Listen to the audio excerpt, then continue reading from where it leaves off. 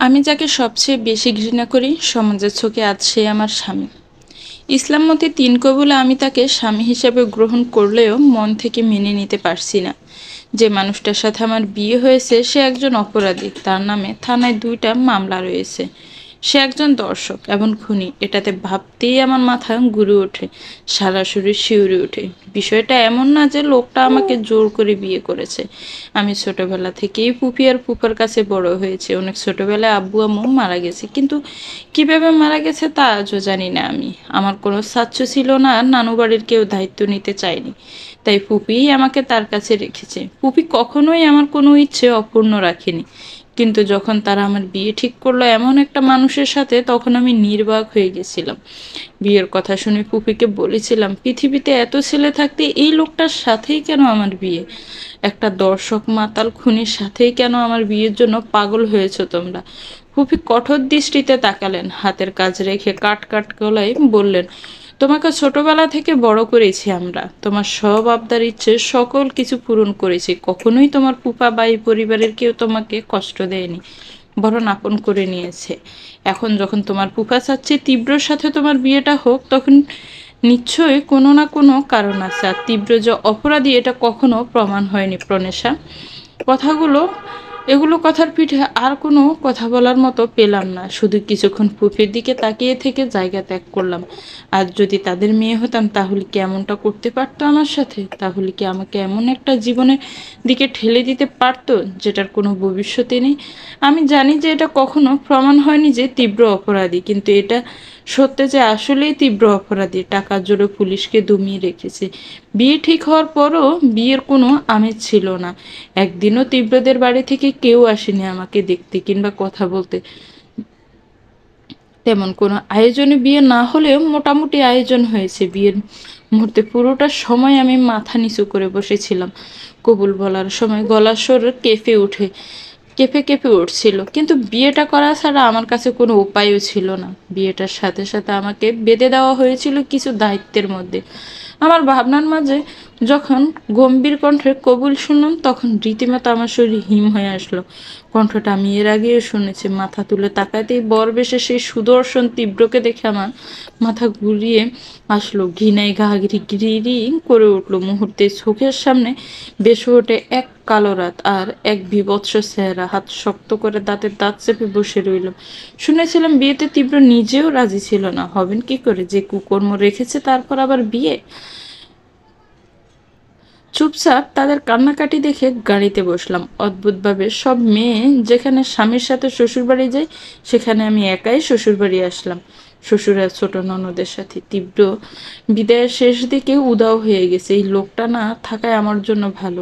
এই লোকটা মানুষ আমি এত বেশি ঘৃণা করি যতটা কেউ কাউকে করতে পারে না, অথচ ভাগ্য লিখে নেই এই লোকটার সাথে আমার কাটাতে হবে বছরের পর বছর। আদৌ কি বছরের পর বছর, নাকি মাত্র? ভেবে ঠোঁটের কোণে বাঁকা হাসি রেখা মিলল। গাড়ি থেকে বাহিরে তাকিয়ে মনে মনে শত চিন্তার খাতা খুলে বসলাম। আমার ভবিষ্যৎ ছুটে চলেছে এই গাড়ির সাথে সাথে। আমার ভাগ্যে বুঝি এমনই ছিল। তাকে কি জবাব দিব আমি? সে যখন জানবে আমার স্বামীর জায়গাটা তীব্র নিয়েছে, তখন কি তাকে সে ঘৃণা করবে? চোখ দুটো ঝাপসা হলো, চোখের কোণে বেয়ে গড়িয়ে পড়লো কয়েক ফোঁটা জল। গাড়ির বাইরে তাকিয়ে যখন ঘুমিয়ে গেছি, মনে নেই ঘুম ভাঙে কারো ডাকাডাকি শব্দে। দরপড় করে উঠতে চোখে পড়লো কয়েক জোড়া মুখ। চোখ ডলে নিজেকে স্বাভাবিক করে তাকালাম। সামনেই তিহা আঙ্কেল আর আন্টি দাঁড়িয়ে আছে। তীব্রর বোন তিহা হাসি মুখে আমার হাত ধরে গাড়ি থেকে নামিয়ে বলল, স্বাগত মাই ডিয়ার ভাবি। আমি কিছু বললাম না, তিয়ার হাত ধরে দরজায় দাঁড়ালাম। আন্টি গোমরা মুখে আমাকে বরণ নিলেন। অদ্ভুতভাবে তীব্রর মা আমাকে কোনো কালেই সহ্য করতে পারেন না। আমিও এ বাড়িতে আগেও এসেছি ফুপি ফুপার সাথে, আর তিহা ছিল আমার ফুফাতো বোন পলির বান্ধবী। পলি মাঝে মাঝে এখানে আসার জন্য নিয়ে আসতো আমাকে, আসতে না চাইলে জ্ঞান জ্ঞান করে নিয়ে আসতো। আন্টি আমাকে দেখলে চোখ মুখ কুঁচকে রাখেন। তার চোখ মুখ অমাবস্যার রাতের মতো আঁধার হয়ে থাকে। আমি প্রথম প্রথম বুঝতাম না এমন করার কারণ। পরে ধীরে ধীরে বুঝলাম তিনি আমাকে পছন্দ করেন না, এবং তারপর থেকেই আমি আর আসতাম না। সব নিয়ম শেষে তিহা আমাকে তীব্র রুমে বসিয়ে দেয়। অনেকক্ষণ ফাজলামি করে রুম থেকে বের হয়। এই রুমে আমি খুব বেশি একটা কোনো কালেই আসিনি। যতবারই এসেছি পলির সাথে তিহার রুমেই থাকতাম। তীব্র ভীষণ রকচটা মানুষ, তাকে দেখলেই ভয় পেতাম। তিনিও অনেকবার পুপিদের বাড়িতে গেছিলেন। রাজনীতিতে আছেন তারা। তাই প্রায়শই কাজের জন্ম দিতেন। আমি বরাবরই ভয় পেতাম। দেখতে তিনি মাশাআল্লাহ, এই জীবনে কত শত মেয়েকে পেছনে ঘুরিয়েছেন তা বোধহয় তিনি নিজেও জানেন না। কিন্তু তার থেকে গুনগুনে শত হাত দূরে থাকতাম আমি, এতটাই ভয় পেতাম। কিন্তু সময়ের তালে তালে এই ভয় পরিণত হলো ঘৃণায়।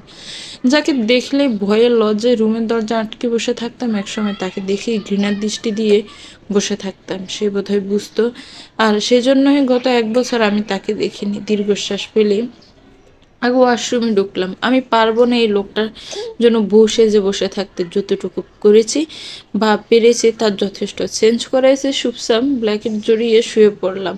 আর যখন মন চায় সে আসুক, আমার কিছু দেখারও নেই, বলারও নেই। ভোর রাতের দিকে শক্ত কিছুর সাথে ধাক্কা খেয়ে ঘুম ভেঙে গেল। বিরক্তিতে চোখ মুখ কুচকে বলতে শুরু করলাম। অনুভব করলাম রুমে আমি ছাড়াও কে আছে। ড্রিম লাইটের আলোয় মাথা তুলে তাকাতেই চোখ পড়ে তীব্রের মুখ। দুজনের মধ্যকার দূরত্ব চোখে পড়তে লাফ দিয়ে উঠলাম। বুকে ফু দিয়ে আশেপাশে তাকালাম। তীব্র কখন আসলো রুমে? আমি এবার এতটা কাছে গেলাম কি করে? অবশ্য চরিত্রের যা অবস্থা তাতে এই লোকটা নিজেই এত কাছে এসেছিল বোধহয়। দীর্ঘশ্বাস নিয়ে ফের তাকালাম তীব্রের দিকে। কি নিষ্পাপ মুখ! কে বলবে এই মানুষটা এত ভয়ঙ্কর? ইচ্ছে করলে এক্ষুনি গলা টিপে দিই, কিন্তু নিজেকে শান্ত করলাম। একবার চারপাশে তাকিয়ে ভিড় করে বললাম, এই বাড়ির এই তীব্রর অনেকটা রহস্য আমি উপরে গুলব, কিন্তু যেভাবে কষ্ট দিয়ে তাকে মেরেছেন, আমিও ততটাই কষ্ট দিয়ে ততটাই ফুরাবো আপনাকে, মিস্টার তানজিদ খান তীব্র।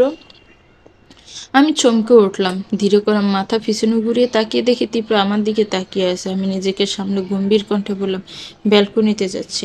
কোথাও যাওয়ার দরকার নেই, চুপচাপ শুয়ে থাকো। আজান হয়ে গেলে উঠে নামাজ পড়ে নেবে। তার দিকে তীক্ষ্ণ দৃষ্টি দিয়ে বললাম, আপনার কথা মতো আজান দিলে নামাজ পড়ে নিব, ততক্ষণ আমি ব্যালকনিতেই থাকবো। আবছা আলোয় খেয়াল করলাম তীব্র লাল চোখ। আমি পাত্তা দিলাম না। পেছন ফিরে যেতে যেতে বললাম, শরীর তো নয়, যেন খাম্বা। শক্তের ঠেলায় আমার ঘুমই ভেঙে গেছে। এখন নাকি আবার সজ্ঞানে একটা রেপিস্টের সাথে ঘুমাবো। পেছন থেকে তীব্রর কোনো সারা শব্দ পেলাম না। কথাটা তার গায়ে লেগেছে তা বেশ বুঝলাম। বাঁকা হেসে চুপচাপ ব্যালকনির এক কোণে দাঁড়িয়ে রইলাম। ঠান্ডা বাতাসে শরীরের লোম দাঁড়িয়ে গেল। দুহাতে দুবাহু আঁকড়ে নিয়ে সামনে তাকালাম।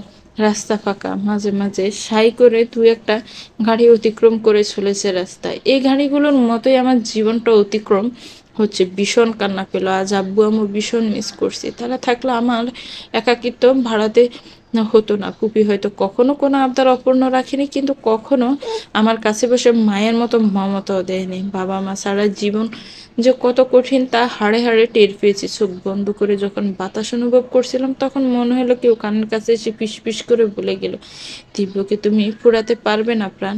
তাকে ফুরাতে এসে তুমি ভীষণ বাজে ফেসে গেছো। কবে কখন কিভাবে তীব্রর প্রেমের নেশায় মত্ত হয়ে যাবে তার টেরও পাবে। সকাল থেকেই পুরো বাড়িতে হইচই। আজ বউ ভাত। একের পর এক আত্মীয় স্বজন আসছে আর হইচই বাড়ছে। এত আওয়াজে মাথা খারাপ হওয়ার মতো অবস্থা।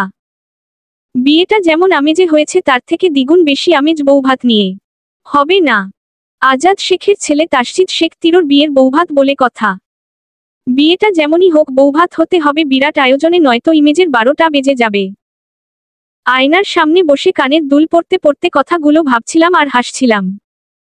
মানুষ নিজের ইমেজ নিয়ে কতটা সতর্ক হলে নিজের ছেলের এত বড় কর্ম টাকার জোরে দাবিয়ে রাখে।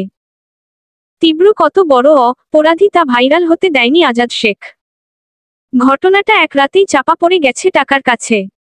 এই ঘটনা কেবল আমরা কয়েকজনই জানি। দীর্ঘশ্বাস ফেললাম। এর মধ্যেই তিহা ভাবি বলে ডাকতে ডাকতে দৌড়ে আসলো। আমি ওর দিকে তাকাতেই হাঁপাতে হাঁপাতে বলল, ভাইয়াকে দেখেছো ভাবি? পুরো বাড়িতে কোথাও খুঁজে পেলাম না। তিরুর কথা উঠতেই আমার ভোর রাতের কথা মনে পড়ে গেল। তখন ওই কথাটা শোনার পর চট করে চোখ মেলতেই আশেপাশে কাউকে দেখিনি, অথচ আমার স্পষ্ট মনে হয়েছিল কেউ কানের কাছে বলেছিল কথাগুলো। রুমে উকি দিয়েও দেখেছি, কিন্তু তীব্র সেখানে হাত পা ছড়িয়ে শুয়েছিল। আমি কনফিউজড হয়ে বসেছিলাম কতক্ষণ। তিহার ডাকে আমার ধ্যান ভাঙে। কি ভাবো? বলো না। হ্যাঁ। না, দেখিনি তোমার ভাইয়াকে। বলেই নিজের কাজে মন দিলাম। বেচারির মুখটা একটুখানি হয়ে গেল। আমি আর চোখে তা দেখেও এড়িয়ে গেলাম। এর মধ্যেই আরো 2 জন রুমে আসে। আমি তাদের দিকে তাকাতেই তারা তিহাকে উদ্দেশ্য করে বলে, তিহা প্রাণেশাকে নিচে নিয়ে যেতে বলেছে মামি। ওকে নিয়ে আয়। আমাদের অনেক কাজ আছে, আমরা গেলাম। কথাগুলো এত দ্রুত বলল যেন তারা কোনো গুরুত্বপূর্ণ কাজ ফেলে এসেছে। ঝড়ের বেগে এসে আবার তুফানের বেগে চলে গেলেন। আমি সেদিকে একবার তাকিয়ে তিহার দিকে তাকালাম। তিহা মন খারাপ করে বলে, নিচে চলো ভাবি। আমি মাথা নাড়ালাম। চুপচাপ মাথায় শাড়ির আঁচল টেনে তিহার হাত ধরে নিচে নামলাম। আন্টি আমাকে সহ্য করতে না পারলেও এত লোকজনের সামনে মুখ গোমরা করে থাকলেন না। হাসিমুখে কাছে এসে কয়েকজনের মধ্যে বসিয়ে দিলেন। মহিলাগুলো শুরু করলেন খুঁত খুঁজতে। বিরক্তিতে মাথা ব্যথা হয়ে যাচ্ছিল, কিন্তু ভদ্রতার খাতিরে কাউকে কিছু বললাম না। তারা যখন খুঁত ধরতে ব্যস্ত তখনই ভেসে আসে এক গম্ভীর কণ্ঠ। এখানে এত ভিড় কিসের? সবাই সেদিকে তাকায়। আমিও তাকালাম। তীব্র দাঁড়িয়ে আছে, চোখে মুখ একরাশ বিরক্তি, গম্ভীরতা আর রাগ। চুলগুলো এলোমেলো, চোখটা খানিকটা লাল, শার্টের ওপরের দু বাটন খোলা, এক হাত পকেটে গুজে রাখা। পাশ থেকে এক মেয়ে ফিসফিস করে বলল, তীব্র এত জোস কেন ভাই? যেমন হ্যান্ডসাম তেমনই তারা চিহ্নট। ভাইরে ভাই, দেখলেই মনে হয় চকলেটের মতো করে খেয়ে ফেলি। ঈশ্বর, তীব্র যে কেন বিয়ে করল? কথাগুলো কানে আসতেই তীক্ষ্ণ দৃষ্টিতে তাকালাম মেয়েটার দিকে। কি অদ্ভুত আর আদব মেয়ে। তিরুর বউ বসে আছে দেখেও তার সামনেই তিরকে এসব বলে যাচ্ছে। মেয়েটা আমার দিকে তাকিয়ে ভড়কে যায়, সাথে সাথেই নিজেকে আড়াল করে। এর মধ্যেই তীব্র ফের গম্ভীর স্বরে বলে, প্রাণেশা রুমে আসো। তিহাকে কিছু ইশারা করতেই তিহা মাথা নাড়ায়। তীব্র গটগট করে সিঁড়ি ডিঙিয়ে উপরে চলে যায়। আমি ভ্রু কুঁচকে তাকাতেই তিহা কাছে এসে আমাকে ধরে রুম পর্যন্ত দিয়ে চলে যায়। আমি দরজা ঠেলে রুমের ভেতর ঢুকলাম। তীব্র বিছানায় শুয়ে আছে, একটা হাত কপালে ঠেকিয়ে ছাদের দিকে তাকিয়ে আছে। আমি কিছু না বলে মাথার কাপড় ফেলে দিয়ে এক গ্লাস পানি খেলাম। এতক্ষণ রুমে শুধু আমার হাতের চুরির শব্দ আর নিঃশ্বাসের শব্দটুকুই চলছিল। এক পর্যায়ে তিরই বলে, আমি না থাকলে ওইসব মহিলাদের মধ্যে যাওয়ার প্রয়োজন নেই। আম্মু ডাকলেও যাবে না। আমি তীক্ষ্ণ দৃষ্টিতে তাকিয়ে তোত্তারা জবাব দিলাম, কেন যাব না? আপনার কথা শুনতে হবে আমার? বিয়ে হয়েছে বলে কি এখন অধিকার খাটানো শুরু করবেন? মিস্টার তাসজিদ শেখ তীব্র, আমি কোনো স্টের কথা মতো চলতে বাধ্য নই। কথা শেষ হওয়ার কয়েক সেকেন্ডও হয়নি, তীব্র ঝড়ের বেগে এসে আমাকে চেপে ধরে, এক হাতে কোমর টেনে কাছে এনে আরেক হাতে ঘাড় চেপে ধরে পেঁচিয়ে নেয়। ঘটনার আকস্মিকতায় আমি হতভম্ব। অবাকতার রেশ তখনও কাটেনি আমার। তীব্র মুখটা মুখোমুখি এনে দাঁতে দাঁত চেপে বলে, কথায় কথায় স্টো করবে না। আমি একবার চুপ ছিলাম, মানে সবসময় চুপ থাকবো এমন না। তুমি আমার বউ, আমি তো আমার অধিকার দেখাবই। প্রথমে নিজেকে চিনো, নিজের আপন মানুষ চিনো, তারপর এসো আমাকে স্টো বলতে। প্রুফ ছাড়া আর একবার আমাকে এসব বললে তোমাকে আমি। চুপ করে গেলেন। আমি তখনও ফ্যালফ্যাল করে তাকিয়ে আছি। উনি আমাকে আরো শক্ত করে চেপে ধরে এক হাত পেছনে মুড়িয়ে ধরলেন। ব্যথায় আর্তনাদ করতেই বাঁকা হেসে বললেন, তোমাকে আমি রাবো প্রাণ। তীরের প্রেমের নেশায় এতটাই তৃষ্ণার্থ করব তোমাকে যে তুমি বারবার বহুবার শুধু তীরর কাছে ফিরতে বাধ্য হবে। বারবার তীরতে বিলীন হয়ে নিজেকে তৃষ্ণা মুক্ত করবে। সেদিনগুলো বেশি দেরি নেই, হয়তো কয়েক দিন, কয়েক মাস, নয়তো কয়েক বছর। ততদিন শান্তিতে বাঁচো বউ।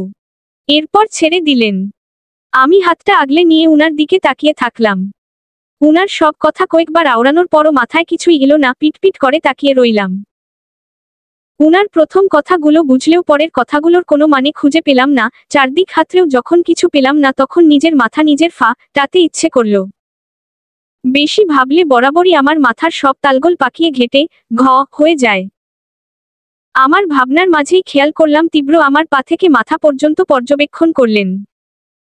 এরপর চুলে হাত চালিয়ে গালের খোঁচা খোঁচা চাপদারি গুলো একটু চুলকে মুখটা এর মতো করে বললেন, হাইটে ঠিকঠাক মতো আমার বুক সমানো না, অথচ কথা বলে এমন ইচ্ছে করে সত্যিটা চোখে আঙুল দিয়ে দেখিয়ে দিই। লি পু ট। উনার মুখে লি পু ট শুনে জ্বলে উঠলাম।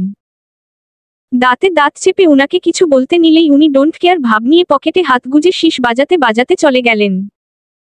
রাগে দুঃখে ফোঁস করতে করতে বসে রইলাম বিছানায়। উনার শেষের কথাগুলোতে প্রথমের কথাগুলো বেমালুম ভুলে বসলাম। মনে মনে উনাকে বকা দিয়ে উদ্ধার করা শুরু করলাম। এর মধ্যেই কয়েকজন মেয়েকে সাথে নিয়ে তিহা রুমে আসে। একেই তো রাগে জলে ছিলাম, তার মধ্যে পার্লারের মেয়েগুলোরে দেখে আরো রাগ লাগলো। তিহা আমার নাকের ডগা লাল দেখে কাছে টেনে ফিসফিস করে বলে, ভাবি তোমার নাকের ডগা এমন লাল হয়ে আছে কেন? রাগে নাকি লজ্জায়? বাড়ি ভর্তি মেহমান, তার উপর আবার ভারী লেহেঙ্গা, ভারী সাজ। আমার অবস্থা নাজেহাল হয়ে গেছে। ভীষণ হাঁসফাঁস লাগছিল। পাশেই তীব্র হাসি হাসি মুখে বসে আছে। আমার দিকে তাকিয়ে আমার অবস্থা দেখেও কিছু বললেন না, উল্টো মুখটা গম্ভীর করে বসে রইলেন। কিছুটা সময় পরই হাজির হলেন তিরোর ফ্রেন্ড সার্কেল। আমি গুনে গুনে দেখলাম প্রায় 4 জন ছেলে আর 3 জন মেয়ে। মেয়েগুলোর হাজবেন্ডও আছে সাথে। নিজেদের কুশল বিনিময় হয়ে গেলে আমার দিকে এগিয়ে আসলেন। তীব্র আমার কাছে এসে মুখটা গম্ভীর করে আমাকে উদ্দেশ্য করে বললেন, প্রাণেশা। আমি সালাম দিলাম। ছেলেগুলো আমাকে দেখে বোধহয় খানিকটা অবাকই হলো। একে অপরের মুখ চাওয়াচাওয়ি করে কিছু বলতে নিলে তিরোর চোখ রাঙানো দেখে আর কিছু বলল না। হাসার চেষ্টা করে সালাম নিলেন। টুকটাক কথাতেই জানলাম সবার নাম। ইমন, শিপন, সাইম আর রিফাত। সবাইকে স্বাভাবিকভাবে নিলেও রিফাতের চোখে মুখে গম্ভীরতা দেখে খানিকটা চমকে গেলাম। শুধু শুধু কেউ এমন গম্ভীর দৃষ্টিতে তাকালে তো চমকাবই। নিজেকে সামলে নিলাম। উনারা নিজেদের মতো ফাজলামি করতে থাকলেন। ইমন ভাই তিরোর পিঠে চা পোর মে রেশ অতানি হাসি হেসে বলে, শেষমেশ তাহলে বিয়েটা সেরে ফেললি দোস্ত। এখন হানিমুনের কি প্ল্যান? উনার প্রশ্নে আমার চোখ বড় বড় হয়ে গেল। মুহূর্তেই কাশি উঠে গেল। তীব্র বাঁকা হেসে আমাকে ধরে। ইমন ভাই ভ্রু কুঁচকে তাকিয়ে বলে, ব্যাপার কি ভাবি? হানিমুনের কথা শুনে হঠাৎ এত কাশি কেন? আমি জবাব দিলাম না। আমার কাশির জন্য তিহা পানি হাতে ছুটে এসেছিল, ওটা খেয়ে চুপচাপ বসে রইলাম।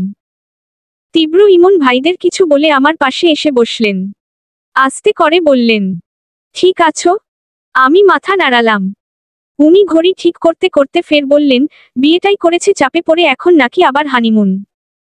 ঈশ্বস বউটা আমার হানিমুনের কথা শুনেই ফাটা বেলুনের মতো চুপসে গেছে বলেই ঠোঁট চেপে হাসতে থাকলেন। আমি রাগী চোখে তাকালাম। এতগুলো মানুষের মধ্যে কিছু বলতে না পেরে দাঁতে দাঁত চেপে বসে রইলাম। কিছুক্ষণের মধ্যেই চোখে পড়ল ফুপি, ফুপা, পলি আর পলি দাদুবাড়ির সবাই। পলি আমাকে দেখেই দৌড়ে আসে। জড়িয়ে ধরে বলে, তোমাকে তো একদম পুতুলের মতো লাগছে আপুই। তীব্র ভাইয়ের পাশে কিন্তু দারুণ মানিয়েছে বলেই হাসে। আমি তীক্ষ্ণ দৃষ্টিতে তাকালাম ওর দিকে। তীব্র সৌজন্যমূলক হেসে কথা বলে, লোকটা মনে হয় ঠিকঠাক মতো হাসতে পারে না, নয়তো হাসতে চায় না, মুখটা সব সময় গম্ভীর করে রাখে। ফুপি, ফুপা, পলির কাকা, কাকি সবাই এগিয়ে আসলো। টুকটাক কথা বলল। এত ভারী লেহেঙ্গা ধরে দাঁড়িয়ে থাকতেই শরীরের অর্ধেক শক্তি চলে যাচ্ছে। বাপরে! পলি আমাকে টেনে কানের কাছে মুখ এনে ফিসফিস করে বলে, ফার্স্ট নাইট কেমন কাটলো আপুই? এমন চকলেট মার্কা একটা জামাই পাইছো, মনে তো হয় অনেক ভালো কাটছে তাই না? মুখ চেপে হাসতে থাকে পলি। আমি চোখে মুখে গম্ভীরতার ছাপ এনে ওকে ধমক দিয়ে বললাম, আমি তোর বড় পলি, আর এসব কি ধরনের কথাবার্তা? তুই জানিস না? এরপরও এসব বলছিস কেন? পলি হাসা থামিয়ে দীর্ঘশ্বাস নেয়। আমার বাহুতে হাত রেখে বলে, কাম অন আপুই। তুমি এখনো 1 বছর আগের ঘটনাটা নিয়ে আছো। তীব্র ভাই যে কাজটা করেছে এটা তো এখনো প্রুফ হয়নি। আর তিহা সারাদিন আমাকে বলে, তীব্র ভাইয়া অমন করতেই পারে না। আমি ওর কথায় পাত্তা দিলাম না। কোনো বনি মনে করে না তার ভাইয়া অপরাধী হতে পারে। এটা স্বাভাবিক। তীব্র এসে পলির সাথে গল্প জমিয়ে দিল। আমি ওদের দিকে তাকিয়ে সামনে তাকালাম। এক আগন্তুককে দেখে আঁতকে উঠলাম। তার একজোড়া চোখ আমার দিকেই নিবন্ধ। ভয়ে পাশে থাকা তিরোর হাত চেপে ধরলাম। কয়েকবার শুকনো ঢোক গিলে নিজেকে তিরোর পিছনে আড়াল করে নিলাম। অস্পষ্ট স্বরে বললাম, ফারদিন ভাই। ফারদিন ভাইকে দেখে রীতিমতো ভয়ে ঘামতে শুরু করলাম।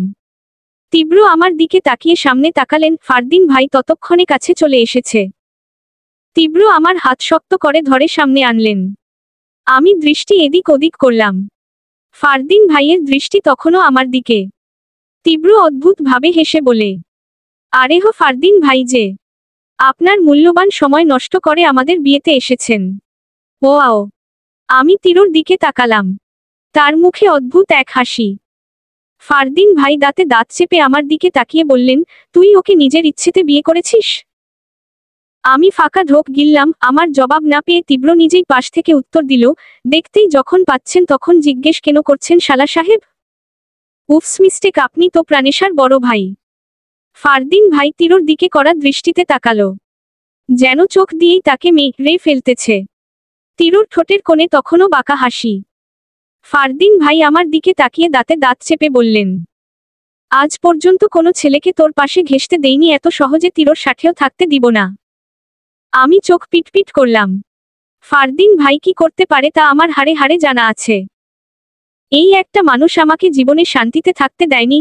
জানি না আমি তার ভালোবাসা নাকি জিদ, কিন্তু আমাকে পাওয়াটা যেন তার কাছে জিদি।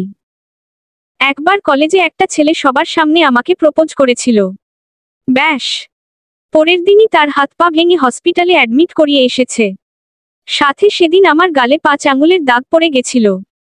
এরপর থেকে ভয় কোনো ছেলে আমার কাছে ঘেঁষত না, আর আমিও শত হাত দূরে থাকতাম। আমার ভাবনার মাঝেই পলি দৌড়ে এসে ফারদিন ভাইকে বলল, ভাইয়া ওদিকে আব্বু তোমাকে ডাকছে, চলো। ফারদিন ভাই গম্ভীর গলায় বললেন, যা তুই। আসছি। পলি চলে গেল। ফারদিন ভাই কাছে এগিয়ে এসে তীরর শেরওয়ানি ঝেড়ে বাঁকা হেসে বললেন, প্রাণেশা আমার, তোকে এত সহজে কখনোই জিততে দেব না তীব্র। প্রাণেশা আমার মানে শুধুই আমার। বিনিময়ে তীব্র হাসে। হুট করেই ফারদিন ভাইকে জড়িয়ে ধরে বলে, বেস্ট অফ লাক ফারদিন ভাই। ফারদিন ভাই তীক্ষ্ণ দৃষ্টিতে তাকিয়ে চলে যায়। আমি হাফ ছেড়ে বাঁচলাম। তীরুর মুখের হাসি মিলিয়ে গিয়ে ফুটে ওঠে গম্ভীরতার ছাপ। থমথমে গলায় বলে, আমার সাথে এত বড় বড় কথা বলো আর ফারিদনকে দেখে এত ভয় পাও? আমি আগে নিজের জায়গায় বসলাম। কয়েকবার বড় বড় করে শ্বাস নিলাম। তীরও পাশে এসে বসেছে। আমি ধীর স্বরে বললাম, এই একটা মানুষের কাছে এতটা অতত্তা চা রি ত হয়েছি যতটা কখনো কারোর কাছে হইনি। উনার কথার অবাধ্য হলেও যেখানে আমার জন্য শাস্তি বরাদ্দ ছিল সেখানে উনাকে না জানিয়ে বিয়ে করে ফেলেছি। না জানি কি করে। ঘামতে শুরু করলাম। তীরুর কোনো সাড়া শব্দ না পেয়ে তার দিকে তাকালাম। চোখ দুটো লাল টকটকে হয়ে আছে, হাত মুষ্টিবদ্ধ করে বসে আছে। উনার চোখ দেখেই ভয় পেলাম। অস্বাভাবিক রকমের লাল। মুহূর্তেই ছুটে আসলেন আঙ্কেল আর ইমন ভাইয়া। আঙ্কেল টিস্যু দিয়ে নিজের কপালের ঘাম মুছে কোনো রকমে বললেন, তীব্র একদম না, এখানে অনেক মানুষ আছে। তীব্র কর দৃষ্টিতে তাকিয়ে চোখ বন্ধ করে নিলেন। আঙ্কেলকে কিছুই বললেন না। আমি উনাদের কাণ্ডে কিছুই বুঝলাম না। সম্ভবত তীব্র রেগে গেছে। কেন? কি এমন হলো? হঠাৎ করে তীব্র রেগে কেন গেল? সন্ধ্যার দিকে ফুপিরা সবাই চলে গেছে। ফারদিন ভাই আরো আগেই চলে গেছে। আমরা কাল ওই বাড়ি যাব। শুধু আমি আর তীব্র। পলিকে থাকতে বললেও ফুপি থাকতে দিলেন না। এতটা সময় পর ছাড়া পেয়ে বড় করে শ্বাস নিলাম। কোনো রকমে আগে চেঞ্জ করে শাড়ি পরলাম। এতক্ষণে নিজেকে হালকা মনে হলো। চোখ মুখ ভালো করে ধুয়ে সব মেকআপ তুলে ফেললাম। একটু পরই তীব্র চলে আসে। চোখ মুখ তখনও গম্ভীর। ভ্রু কুচকে তার দিকে কিছুক্ষণ তাকিয়ে থেকে আয়নার সামনে বসলাম। তীব্র কাবাড থেকে প্রয়োজনীয় জিনিস নিয়ে ওয়াশরুমে ঢুকলেন। ততক্ষণে আমি সব ঠিকঠাক করে আগে বিছানায় শুয়ে পড়লাম। গত কয়েকদিন থেকে ধকলের শেষ নেই। ঘুমও হচ্ছে না ঠিক মতো। চুপচাপ ব্ল্যাঙ্কেট মুড়ি দিয়ে শুয়ে পড়লাম। ক্লান্তিতে যখন চোখ বন্ধ হয়ে গেছে তখনই একটা শব্দে চমকে উঠলাম। লাফিয়ে বসে নিজেকে সামলে আশেপাশে তাকালাম। তীব্র ল্যাপটপ হাতে বসে আছে সোফায়। আমি পিটপিট করে তাকাতেই বলল, কি হলো? ভয়ে ঘুম আসছে না? কাল না বললে সজ্ঞানে কোনো স্টের সাথে ঘুমাবে না, তা আজ কি অজ্ঞানে ঘুমাচ্ছ? উনার খোঁচা রা কথায় কপালে ভাঁজ পড়ল। ক্লান্তিতে মাথা পুরাই ফাঁকা। উনার সাথে তর্ক করতেও ইচ্ছে করল না। চুপচাপ পাশ ফিরে শুয়ে পড়লাম। তীব্র বোধ হয় অবাকই হল। কাছে এগিয়ে এসে বলল, তোমার কি শরীর খারাপ লাগছে? অদ্ভুতভাবে উনার কণ্ঠে কোনো রাগ গম্ভীরতা কিছুই টের পেলাম না। অন্যরকম কিছু ছিল। চোখ মেলে তার দিকে তাকিয়ে বললাম, আপনার এই টেপ রেকর্ডার বন্ধ করবেন প্লিজ। দিন থেকে একদম ঘুম হয়নি। একটু ঘুমাতে দেন। তীব্র ভ্রু কুচকে তাকিয়ে চুপচাপ চলে যায়। আমি নিজের মতো ঘুমিয়ে পড়লাম। মাঝরাতে মনে হলো কারো ঠান্ডা হাতের স্পর্শ পেলাম। আষ্টে পৃষ্ঠে জড়িয়ে ধরেছে কেউ। কিন্তু ঘুমের জন্য চোখ খুলতে পারলাম না। উষ্ণ জায়গা পেয়ে গুটিসুটি মেরে ঘুমিয়ে পড়লাম। পরের দিন সকাল থেকে তীব্র বেঁকে বসেছে, কিছুতেই ফুপিদের বাড়ি যাবে না। আঙ্কেল, আন্টি, তিহা বুঝানোর পরও উনাকে রাজি করাতে পারেনি। উল্টো রেগে বাড়ি থেকেই বের হয়ে গেছেন। মন খারাপ করে লিভিং রুমে সোফায় বসে কার্টুন দেখা শুরু করলাম। ফুপিদের বাড়ি যাব না। এদিকে এই বাড়িতেও আমার ভালো লাগছে না। কার্টুন দেখতে দেখতে খেয়াল করলাম আন্টি আমার দিকে তীক্ষ্ণ দৃষ্টিতে তাকিয়ে আছেন। আমি তাকাতেই চোখ মুখ কুঁচকে আঙ্কেলকে উদ্দেশ্য করে বললেন, আমার ছেলেটা রেগে না খেয়েই বেরিয়ে গেছে। ঘরে এনেছো এক অপয়া মেয়েকে। ছোটবেলায় তো নিজের বাবা মা কে খেয়ে এসেছে, 3 বছর থেকে আমার ছেলেকেও ওয়ার জন্য বসে আছে। তার জন্য রেগে যে আমার ছেলে বাড়ি থেকে বেরিয়ে গেছে, এতে তার হেলদোল আছে? উল্টো নেচে নেচে কার্টুন দেখছে। আরো কিছু কথা শোনালেন। আঙ্কেল ধমক দিলেন আন্টিকে। আমি কোনো রকমে নিজের কান্নাটা গিলে টিভি অফ করলাম। তিহা কাছে এগিয়ে আসতেই আমি হাসার চেষ্টা করে রুমে চলে আসলাম। অন্য কথাগুলো যেমন তেমন, বাবা মায়ের কথা উঠলে আমার এমনিই খারাপ লাগে। সেখানে উনি কতগুলো কথা শোনালেন। চুপচাপ ব্যালকনির রেলিংয়ের সাথে হেলান দিয়ে বসে থাকলাম। চোখ বুজে দীর্ঘশ্বাস নিলাম। আমার বাবা মায়ের কোনো স্মৃতিই আমার সাথে নেই। এতটা ছোট বয়সে তারা মারা গেছেন। ফুপির কাছে বাবা মায়ের ফটো দেখেছি, নয়তো তাদের মুখটাও হয়তো ঠিকমতো মনে নেই আমার। কতক্ষণ ওভাবেই বসেছিলাম মনে নেই। চুপচাপ রেলিংয়ে হেলান দিয়ে গার্ডেনের দিকে তাকিয়েছিলাম। পাশে কারো উপস্থিতি টের পেয়ে পাশ ফিরে তাকাতেই তিরকে চোখে পড়ল। আমি তার দিকে একবার তাকিয়ে আবার অন্যদিকে তাকালাম। উনি ধীর কণ্ঠে বললেন, সরি। আমি চমকে তাকালাম। শান্ত কণ্ঠে বললাম, কেন? আমার জন্য তোমাকে এত কথা শুনতে হলো তার জন্য? তাচ্ছিল্যের সুরে বললাম, ইটস ওকে। বড়লোকরা অমন একটু আকটু অপমান করবে, এটাই স্বাভাবিক। উনি ভ্রু কুঁচকে বললেন, সব সময় তোত্তারা কথা না বললে শান্তি পাও না? বাই দা ওয়ে, রেডি হও। যাও। কোথায় যাব? ওই বাড়ি? না গো, হানিমুনে যাব। যাবে তো বউ? আমি থতমত খেলাম। রাগী দৃষ্টিতে তাকিয়ে দাঁতে দাঁত চেপে উঠে পড়লাম। মুখে তখনও উনার দুষ্টু হাসি। মাঝে মাঝে মন চায়ু স্টাদিয়া এই ব্যালকনি থেকেই ফেলে দিই। কাপড় গুছিয়ে রেডি হয়ে নিলাম। তিরও রেডি হয়ে নিল। বের হওয়ার সময় আন্টি আমাকে দেখেই মুখ ফিরিয়ে নিয়ে চলে গেলেন। আঙ্কেল আর তিহার থেকেই বিদায় নিলাম। পুরো রাস্তা তীব্র মুখ গম্ভীর করে থাকলো। আমিও কোনো কথা বললাম না। বাড়িতে আসতেই ফুপি আর পলি খুব খুশি হলো। ফুপি, ফুপা, কাকি, কাকা সবাই ব্যস্ত হয়ে গেলেন তিরকে নিয়ে। আমার সাথে সবাই টুকটাক কথা বললেন শুধু। পলি হাসতে হাসতে বলল, বিয়ে করে তুমি পর হয়ে গেছো আপু। এখন তোমার জামাই আপন। পলি হাসতে থাকে। আমি মনে মনে হাসলাম। আমি আর আপন ছিলামই বা কবে? আজাদ শেখের ছেলেকে তারা জামাই হিসেবে পেয়েছে, তাকে তো আপন করতেই হবে।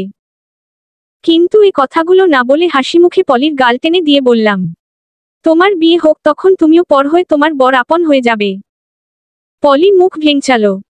ওকে থাকতে বলে আমি রুমে চলে আসলাম। আসার সময় ফারদিন ভাইকে চোখে পড়েনি। ভাগ্যিস সামনে পড়েনি, নয়তো সিউর আমাকে পপ দিয়েই ক্ষান্ত হতো। রুমে এসে প্রথমে ফ্রেশ হয়ে নিলাম। তারপর একবার ব্যালকনিতে উকি দিতেই দরজা খোলার শব্দ পাওয়ায় রুমে ফিরে আসলাম। ভেবেছিলাম তীব্র এসেছে, কিন্তু সামনে ফারদিন ভাইকে দেখে গলা শুকিয়ে গেল। আমতা আমতা করে বললাম, ফারদিন ভাই আপনি আমার রুমে? ফারদিন ভাই অতানি হাসি হাসলেন। এগিয়ে আসতে আসতে দাঁতে দাঁত চেপে বললেন, আমার অগোচরে বিয়ে করে নিয়েছিস? তাও আবার আমারই শত্রুকে? তোর কলিজা এত বড় হয়ে গেছে রে? টেনে কলিজাটা বের করে ফেলি? ভয়ে আমার গলা শুকিয়ে গেল। পুরো রুমে আমি আর উনি ছাড়া কেউ নেই। মনে মনে 1000 বার চাচ্ছিলাম কেউ আসুক। বারবার দরজার দিকে তাকিয়ে যখন ফারদিন ভাইকে পাশ কাটিয়ে চলে যেতে নিলাম, উনি টেনে ধরলেন আমাকে। সামনে এনে গলা চেপে ধরলেন। রাগী কণ্ঠে বললেন, তোর আর তিরোর খুব বড় মাসুল দিতে হবে। আমি হারবো না ওই তিরোর কাছে, কখনোই না। তোকে আমি না পেলে তিরোকেও পেতে দিব না। তিরোর চোখের সামনে তোকে তিলে তিলে রব। ওয়েট এবং ওয়াচ। আজ থেকে ভার্সিটিতে যাব। এই কয়দিন বিয়ের ঝামেলার জন্য ভার্সিটি যাওয়া হয়নি। সেদিন ফুপির বাড়ি থেকে আসার সময় তীব্র আমার সব বই নিয়ে এসেছে। যদিও আমরা শুধু ওখানে একদিনই ছিলাম, কিন্তু যতক্ষণ ছিলাম একটা আতঙ্কে ছিলাম। ফারদিন ভাই কেমন ক্রোধ নিয়ে তাকাতেন, তীরও কম না। ফারদিন ভাইকে দেখিয়ে দেখিয়ে আমার কাজ ঘেঁষে থাকে। এমনি সময় দুজনের মধ্যে যথেষ্ট দূরত্ব থাকলেও ফারদিন ভাইকে দেখলেই তীব্র কাজ ঘেঁষে থাকত। মিষ্টি সুরে ফারদিন ভাইকে খোঁচা, মা রা তো আছেই। আমি ভেবে পাই না দুজনের মধ্যে আসলে শত্রুতা ঠিক কোথায়। দুজনের মাঝে পড়ে আমি চ্যাপ্টা হয়ে গেছি। আমার ভাবনার মাঝেই তীব্র ঘড়ি পড়তে পড়তে বলল, চলো। আমি ফিরে তাকালাম উনার দিকে। পলি আর তিহা অ্যাডমিশনের জন্য বসে আছে। আমি এবার অনার্স দ্বিতীয় বর্ষ। আগে পলির সাথে যাওয়া আশা করতাম, আর এখানে তিহা যদি ভর্তি হয়ে যায় তাহলে ওর সাথে যাওয়া আশা করব। কিন্তু ততদিন পর্যন্ত আমার তীরর সাথেই যেতে হবে। হিজাবের পিনটা ঠিক করে ব্যাগ নিয়ে নিলাম। তীব্র ফর্মাল গেটআপে আছে, মুখে গম্ভীরতা, কোনো কথা নেই। আমি কোনো কথা আশাও করি না। চুপচাপ উনার পিছু পিছু বের হয়ে আসলাম। আসার সময় আন্টি চোখ মুখ কুঁচকে রেখেছিলেন। আমার পড়ালেখার বিষয়টা উনার পছন্দ না। এই তো গতকালই এ নিয়ে তর্কের শেষ ছিল না। আমি একটা কথাও বলিনি। আন্টি বলছে বিয়ের পরে কি হবে, কিন্তু তীরর কথা তার বউ, আমি আমার সব স্বপ্নও তার দায়িত্ব। আমি মনে মনে শুধু হেসেছি। মানুষটাকে আমার যতবার ভালো মনে হয় ঠিক ততবারই মনে পড়ে যায় সেদিন রাত, ভৎস চেহারা আর চিৎকার করে কান্না। নাই তখন গা গুলায়। চুপচাপ গাড়িতে বসলাম। তীব্র নিজেও চুপ করেছিলেন। ভার্সিটির সামনে গাড়ি দাঁড় করিয়ে শুধু এটুকু বললেন, সাবধানে থাকবে। আমি আসবো নিতে। একা যাওয়ার দরকার নেই। ফারদিনকে দেখলে দূরে থাকবে, আর নয়তো আমাকে কল দেবে। আমি তীক্ষ্ণ দৃষ্টিতে তাকিয়ে চুপচাপ গাড়ি থেকে নেমে গেলাম। গেইটের ভেতর পা রাখতেই তীরর গাড়ি চোখের পলকে উধাও হয়ে গেল। আমাদের আড্ডা দেওয়ার জায়গায় গিয়ে দেখলাম ফ্রেন্ড সার্কেলের সবাই বসে আছে। আমি কাছে গিয়ে দাঁড়াতেই তানজিলা বলল, কিরে বড়লোকের বউ, বিয়ে তো করছস দাওয়াত না দিয়া, তার উপর এই কয়দিন কোনো যোগাযোগও রাখস নাই, এখন কি দেখতে ভার্সিটি আসছিস? আমি ওর মাথায় গাঁটটা মেরে বসে পড়লাম। 32টা দাঁত বের করে বললাম, আসলে হচ্ছে কি বলতো, তুই তো একটা পেটুক রানী, তাই তোকে বিয়েতে দাওয়াত দেইনি। দেখা গেল তুই সব খাবার একাই সাবার করে দিছিস। তখন কি করমু? সবাই হেসে ওঠে। তানজিলা গাল ফুলায়। পাশ থেকে সাবিহা বলে, তানজিলা না হয় পেটুক, তাই বলে আমাদেরও দাওয়াত দিবি না? এই তুই কেমন বান্ধবী আমাদের? বাই দা ওয়ে, শুনলাম তোর নাকি তাসজিদ শেখ তীরর সাথে বিয়ে হচ্ছে। কিরে ভাই, তুই তো রাতারাতি আমার ক্রাশই বিয়ে করে ফেললি। বলি তুই এইটা কেমনে পারলি? সাবিহা কান্নার ভান করে। ওর কথা শুনে দীর্ঘশ্বাস ফেললাম। আমার কোনো জবাব না পেয়ে রাতুল বলে, তোর মুখ ওইরকম বা দরের মতো করে রাখছিস কেন? তীব্র ভাইয়ের মতো জামাই পাইয়াও তোর মুখ ওইরকম হইলে আমাগো বউরা তো পুরাই কষ্টে হার্ট অ্যাটাক করবে। আরেক দফা হাসাহাসি হয়। সবাই কিছুক্ষণ বসে থেকে ক্লাসের দিকে গেল। আমি যেতে নিলে হাত আটকায় সামি। আমি ওর দিকে তাকালাম। ও শান্ত দৃষ্টিতে তাকিয়ে বলে, তুই তীব্র ভাইকে বিয়ে করলি কেন? তুই কি ভুলে গেছিস শুনি কি করেছে? ভুলিনি। বাদ দে, ক্লাসে চল। সামি আর কিছু বলল না। আমাদের ফ্রেন্ড সার্কেলের কেউই জানে না তীরর বিষয়টা। মূলত আমি আর স্বামী জানি, তাও বিশেষ একটা কারণে। শুধু আমার ফ্রেন্ড সার্কেল না, এই শহরেরও কেউ জানে কি না সন্দেহ। সেদিন রাতে যখন পুলিশ তীরকে অ্যারেস্ট করেছিল তখনই আজাদ আঙ্কেল সবটা সামলে নেয়। তাই তেমন ভাবে কেউই কিছু জানে না। আর আমরাও চুপ থাকার অনেকগুলো কারণ আছে। আমরা বললেই বাকি হতো। আজাদ আঙ্কেল তার পাওয়ার দিয়েই আমাদের মুখও বন্ধ করত। অবশ্য পুলিশ নিজেও আমাদের কথা শুনতো না যে বললেই কিছু হবে। ভার্সিটিতে শেষ 2 ক্লাস না করে চলে আসলাম আন্টিদের বাড়ি। বাড়িতে ঢুকতেই জুই ছুটে আসলো কাছে। ছোট ছোট হাতে আমাকে জড়িয়ে ধরে বলল, মামুনি এতদিন আতনি কেন? 3 বছরের মেয়ে, স্পষ্টভাবে এখনো কথা বলতে পারে না। আমি ব্যাগ রেখে হেসে ওকে কোলে তুলে নিলাম। ওর গালে চুমু খেয়ে বললাম, সরি মামুনি, একটুও সময় পাইনি তাই আসতে পারিনি, কিন্তু আসার সময় তোমার জন্য চকলেট এনেছি। জুই খুশিতে আমার গালে টপাটপ 2টা চুমু দিল।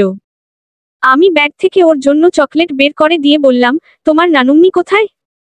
আর আম্মু কি করছে? জুই মন খারাপ করে বলে, নানুম্নি রান্না করতে, আর আম্মা তো ঘুম ওতে না তো।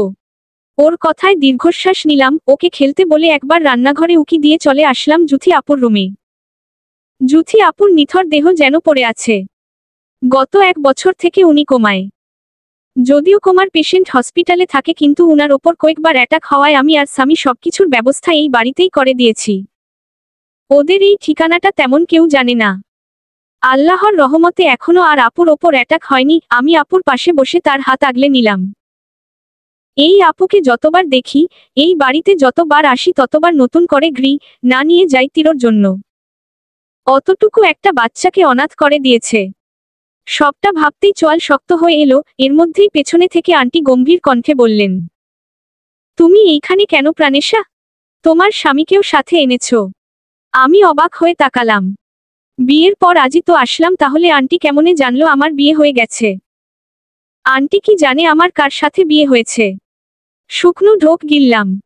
আন্টি কি আমাকে ভুল বুঝবে? আমি কিছু বলার আগেই আন্টি বললেন, কি ভাবছো? কিভাবে জানলাম? জেনেছি কোন একভাবে। তুমি আমাদের এতটা সাহায্য করে এটা কিভাবে করলে প্রাণেশা? যে ছেলে আমার 2 মেয়ের জীবন নষ্ট করে দিল, যার জন্য 1 মেয়েকে হারিয়েছি, আরেক মেয়ে কোমায় শুয়ে আছে, তুমি তার সাথেই বিয়ে করে নিলে। তোমার এত লোভ! মাথায় যেন আকাশ ভেঙে পড়ল। হতভম্বের মতো তাকিয়ে থাকলাম। আমার লোভ! আন্টি আমাকে কিছু বলার সুযোগই দিলেন না। হাত টেনে এনে দরজা থেকে বের করে দিয়ে বললেন, আমাদের শেষ একটা উপকার করো। তোমার স্বামীকে আমাদের ঠিকানাটা দয়া করে বলো না। আমার ছোট নাতনিকে নিয়ে, আমার মেয়েকে নিয়ে আমাকে বাঁচতে দাও। আর কখনো এ বাড়িতে আসবে না। মুখের ওপর দরজা বন্ধ করে দিলেন। যাদের জন্য এত কিছু করলাম তারা এত সহজে ভুল বুঝল। অবাকতায়, হতভম্বতায় আমি নির্বাক। কিংকর্তব্যবিমূঢ় হয়ে দাঁড়িয়ে রইলাম দরজার বাহিরে। চোখ থেকে 2 ফোঁটা জল গড়িয়ে পড়ল। নিজেকে সামলে ব্যস্ত ভঙ্গিতে দরজায় কড়া নাড়লাম। এত সহজে তারা আমাকে কিভাবে ভুল বুঝতে পারে? আমার পুরো কথা তো শুনবে। আমি দরজায় কড়া নাড়লেও ভেতর থেকে আন্টি দরজা খুলল না। হতাশ হয়ে দরজার সামনেই বসে রইলাম। কতক্ষণ ওভাবে ছিলাম জানা নেই। হাতে থাকা ঘড়িতে তাকিয়ে দেখলাম আমার ভার্সিটির ছুটির সময় চলে গেছে। আমাকে তো তীব্র নিতে আসবে বলেছিল। আমি দ্রুত উঠে দাঁড়ালাম। একবার আমাকে তীব্র না পেলে যদি পড়ে। তাড়াতাড়ি ছুট লাগালাম। এখান থেকে যেতেও সময় লাগবে প্রায় আধা ঘন্টা। তীব্র যদি ভুল করেও এখানকার ঠিকানা পেয়ে যায় তাহলে তো আমি শেষ। ভার্সিটির সামনে আসতেই কল আসে তানজিলার। দ্রুত রিসিভ করতেই চিন্তিত কণ্ঠে বলে, কিরে কই গেছিস তুই? তীব্র ভাই তোকে খুঁজতে খুঁজতে হয়রান হয়ে গেছে। জলদি বাড়ি যা। আমি আচ্ছা বলে কল কেটে দিলাম। বাড়ির রাস্তায় ছুট লাগালাম। বাড়িতে ঢুকতেই তিহা কাছে ছুটে আসে। ব্যস্ত গলায় বলে, ভাবি ঠিক আছো? জলদি রুমে যাও। আমি কিছু না বলে চলে আসলাম। রুমে আসতেই দেখলাম তীব্র এলোমেলো হয়ে বসে আছে। আমি ফাঁকা ঢোক গিলে ধীরে ধীরে রুমে ঢুকলাম। কোনো শব্দ না করে ব্যাগ টেবিলে রেখে পেছনে ঘুরতেই তীব্র ঠান্ডা গলায় বলে, কোথায় গেছিলে? আমি চমকে গেলাম। উনার এত ঠান্ডা গলা আমার ঠিক হজম হলো না। কোনো রকমে কণ্ঠ শক্ত করে বললাম, কোথাও যাইনি তো। আমি তো। আমাকে থামিয়ে দিয়ে বললেন, ডোন্ট ট্রাই টু ইট। আমি তোমাকে সব জায়গায় খুঁজেছি। তাই মিথ্যা বলার চেষ্টাটাও করবে না। আমি ফাঁকা ঢোক গিললাম। নিজেই নিজেকে 1000টা গালি দিলাম। আমার জবাব না পেয়ে তীব্র ঝড়ের গতিতে কাছে এলো। ভয়ে 2 পা পিছিয়ে যেতেই দেয়ালের সাথে ধাক্কা খেলাম। উনি চেপে ধরলেন দেয়ালের সাথেই। চোখ দুটো অসম্ভব লাল হয়ে আছে। চুলগুলো উস্কো খুস্কো। দাঁতে দাঁত চেপে চেঁচিয়ে বললেন, তোমার কাছে সব মজা মনে হয়? আমি নিষেধ করেছিলাম না একা কোথাও যেতে। আমি করেছিলাম নিষেধ? চমকে উঠে ভয়ে মাথা নাড়ালাম। উনি বাহুতে চেপে ধরে ফের বললেন, তাহলে গেছো কেন? ফোন অফ ছিল কেন তোমার? আমি কতটা ভয় পেয়েছিলাম তোমার ধারণা আছে? আমি উত্তর দিলাম না। আমি আন্টির বাড়িতে যাওয়ার সময় সবসময়ই ফোন অফ করে যেতাম আর ফিরে আসার সময় ফোন অন করে নিতাম। উনি ছেড়ে দিয়ে সরে গেলেন। পেছনে ঘুরে নিজের মাথা চেপে ধরে নিজের রাগ সামলানোর চেষ্টা করলেন। তারপর তাচ্ছিল্যের সুরে হেসে বললেন, আমিও কাকে কি বলছি? যার কাছে আমি শুধুমাত্র একটা রে পি স্টো, তার কাছে আবার আমার ফিলিংস। ইম্পসিবল। উনার কথায় ভ্রু কুচকে বললাম, রে পি স্টোকে নিশ্চয় রে পি স্টি বলবো। আর আপনার ফিলিংস? সিরিয়াসলি? যে মানুষ একটা মেয়েকে রে। চুপ করে ঢোক গিলে ফের বললাম, এরপর আবার তাকে মেয়ে রেও ফেলে তার পরিবারকে পর্যন্ত মা রতে যায় শুধুমাত্র নিজের কার্যসিদ্ধির জন্য, তার আবার ফিলিংস। উনি দ্বিগুণ রেগে গেলেন, আমার দিকে অং কর দৃষ্টিতে তাকিয়ে ড্রেসিং টেবিলে মিররে ঘা ত করে। রুমের মধ্যে মুহূর্তেই ভাঙচুরের শব্দে কান ঝাঝা করে ওঠে। তিরুর হাতে ততক্ষণে রক্তের ফোয়ারা বয়েছে।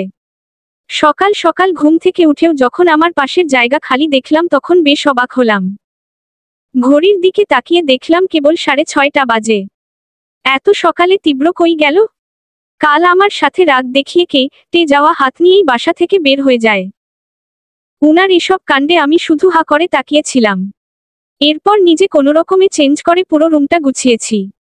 সন্ধ্যা পেরিয়ে যখন অনেক রাতেও তীব্র বাড়ি ফিরল না, তখন তিহা আমার রুমে এসেছিল। গভীর রাত পর্যন্ত আমি জেগেই ছিলাম।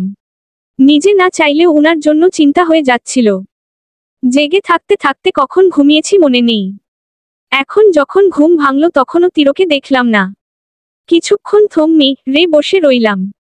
দরজা যেমন ছিল তেমনই দেখে হতাশ শ্বাস নিলাম। সারা রাত মানুষটা বাড়ি আসেনি। কোথায় আছে, কি করছে কিছুই তো জানি না। হাতটাও তো প্রচুর রক্তাক্ত ছিল, এই অবস্থায় কোথায় চলে গেছে কিছুই বুঝতেছি না। মাথা হ্যাংমে রে গেল। ফ্রেশ হয়ে আয়নার সামনে দাঁড়িয়ে আনমনে মুখ মুছে নিলাম।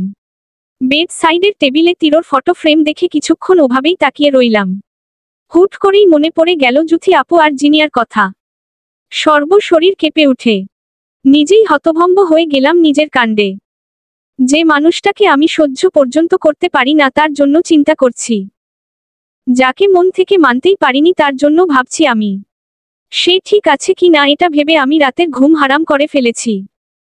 নিজের মাথার চুল নিজেরই একটা একটা করেছি, পড়তে মন চাইল। দাঁতে দাঁত চেপে বসে রইলাম। নিজেকে বুঝালাম, উনার যা হয় হোক আমি ভাববো না উনাকে নিয়ে। নিজেকে হাজারটা বুঝো দিয়ে ব্যালকনিতে দাঁড়ালাম। নিজেকে এত ভাবে বুঝানোর পরও মনটা খুঁতখুতো করছে। একসময় এই দুপাক্ষিক চিন্তায় নিজেই নিজেকে বকতে থাকলাম।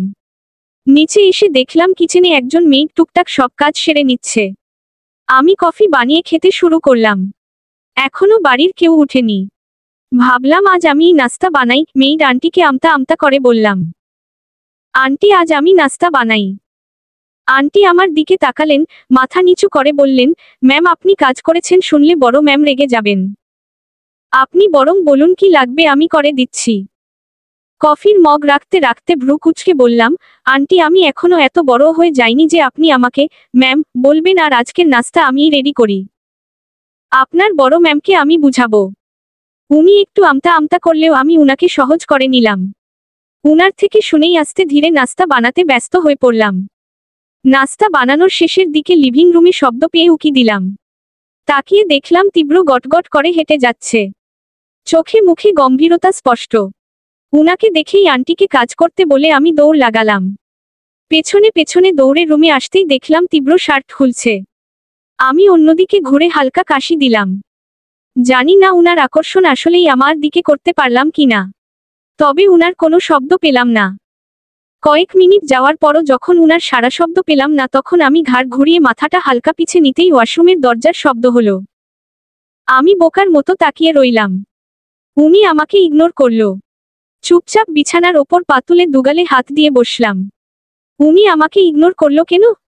সারা রাত ছিলই বা কোথায়? এখনই বা আসলো কোথা থেকে? আচ্ছা উনার কি কোথাও চক্কর টক্কর চলছে নাকি? OMG! আমি এসব কি ভাবছি? উনি চক্কর চালাক, মন চায় অন্য কাউকে বিয়ে করে নিক, তাতে আমার কি? নিজেই নিজেরে বকতে বকতে ঘড়ির দিকে তাকিয়ে হাজারটা চিন্তার ডিব্বা খুলে বসলাম। পাক্কা 25 মিনিট পর উনি বের হলেন। ঘড়ির দিকে তাকিয়ে বসেছিলাম বলে হিসেবটা এত সুন্দর করে বলতে পারলাম। উনি ট্রাউজার আর টি শার্ট পরে চুল মুছতে মুছতে বের হলেন। উনাকে দেখে আমি হা করে তাকিয়ে রইলাম। মুখের ওপর বিন্দু বিন্দু পানি, ভেজা চুলগুলো নিজেই এলোমেলো করছে। উনার দিকে তাকিয়ে থাকতে থাকতে কাত হয়ে পড়ে যেতে নিলে নিজেকে সামলে নিলাম। উনি গম্ভীর মুখ করে নিজের কাজ করে গেলেন। আমার সাথে কোনো কথা বলা তো দূর, তাকালেনও না। আমি নিজেই আমতা আমতা করে বললাম, সারা রাত কোথায় ছিলেন? কোথা থেকে আসলেন সকাল সকাল? আর হাতে ব্যান্ডেজ করেননি? উনি গম্ভীর স্বরে জবাব দিলেন, একটা প্রশ্নেরও জবাব দেওয়ার প্রয়োজন মনে করছি না। জলে উঠলাম আমি, রাগের মাথায় উনার সামনে গিয়ে পা উঁচু করে উনার শার্ট আঁকড়ে ধরলাম। রাগে বললাম, আমাকে জবাব দেওয়ার প্রয়োজন মনে করছেন না মানে কি? হ্যাঁ, আমি আপনার বউ, আর তাই আপনি কোথায় ছিলেন, কোথা থেকে আসলেন সবটা জানার অধিকার আমার আছে। আমিও তো তোমার হাজবেন্ড, তাহলে নিশ্চয় তুমি কোথাও যাচ্ছ তা জানারও অধিকার আছে আমার। উনার ঠান্ডা গলার কথায় আমি আস্তে করে শার্ট ছেড়ে দিলাম। শুকনো ঢোক গিলে মাথা নিচু করে দাঁড়ালাম। উনি আমাকে পাশ কাটিয়ে চলে যেতে যেতে বললেন, তাছাড়া একটা স্টের ওপর নিশ্চয় বউয়ের অধিকার দেখাবে না। উনি আমাকে কিছু বলার সুযোগ না দিয়েই চোখের আড়াল হয়ে গেলেন। এতক্ষণ কি হলো, বিষয়গুলো পরপর ভাবতেই মাথা চক্কর দেওয়ার মতো অবস্থা। আসলেই তো, আমি কেন ওই লোকটার ওপর বউয়ের অধিকার দেখাবো? উনি যা মনে চায় করুক। বড় করে শ্বাস নিয়ে আমি নিজেও নিচে নেমে আসলাম। তীব্র সোফায় বসে আঙ্কেলের সাথে কথা বলতে ব্যস্ত। তিহা আমার কাছে এসে বলল, ভাবি তুমি নাকি নাস্তা বানিয়েছ?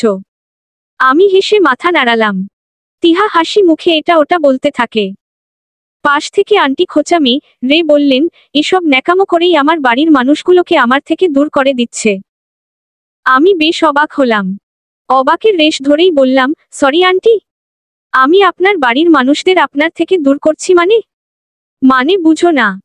এমন ভাব নিবে না যে ভাজা মাছ উল্টে খেতে জানো না। তোমার জন্য আমার ছেলেটা আমার সাথে কথা বলে না ঠিক মতো। তোমার জন্য আমার স্বামী পর্যন্ত আমাকে কথা শোনায়, আর এখন ন্যাকামো করছো। আন্টির কথায় অবাকতার শেষ থাকলো না আমার জন্য তীব্র উনার সাথে ঠিকমতো কথা বলেন না। আমি ফ্যালফ্যাল করে তাকিয়ে রইলাম সোফায় বসা তিরোর দিকে। তীব্র তখনও আঙ্কেলের সাথে কথা বলতে ব্যস্ত।